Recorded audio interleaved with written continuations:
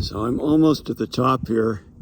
I found a nice little shade tree to stand under, battling a little wind and my comb over, but I think this is a great place to stop and address something that's been happening, because it's only been about 3 weeks since the Hamas invasion of Israel, and more and more over the last several weeks, and even in the headlines today, talking about the anti-Semitism, the anti-Zionism, and the hatred of the Jews by the left and woke factions that are supposed to be against hatred. And so I wanted to take a few minutes to explain what's happening there on a spiritual level. It's not all political.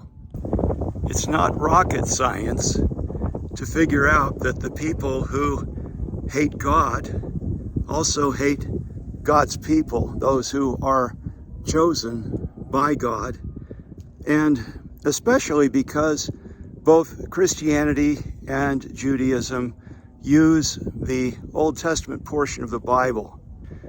The Bible has a lot to say about sin and sinners.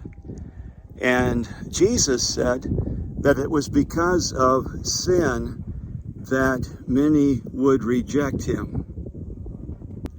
Well, what does that word sin mean?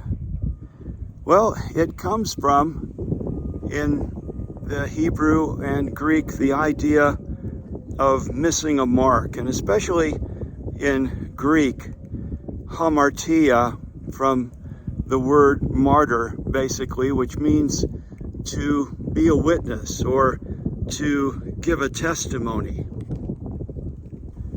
We mess up our testimony, that testimony of our life, when we do things that we wish later we could just go back and delete. And Christians and Jews in particular try and be a good witness to the God they believe in and serve. And so when we as believers fail to be a witness in some way by marring the good testimony of God, that's what the Bible calls sin. That's what's going on there. This isn't a 4-letter word, it's a 3-letter word. But it begs the question, do you have things in your life, and of course you do, that you would like to go back and change, that you would like to go back and delete?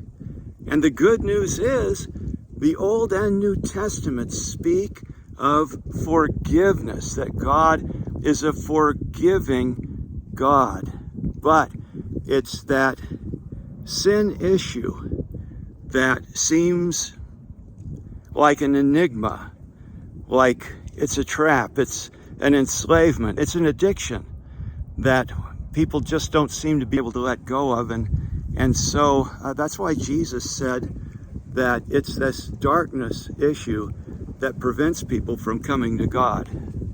But finally, I would suggest that unless people do repent and take hold of forgiveness, that they will not be able to accept God's Bible, God's people, or God's nations.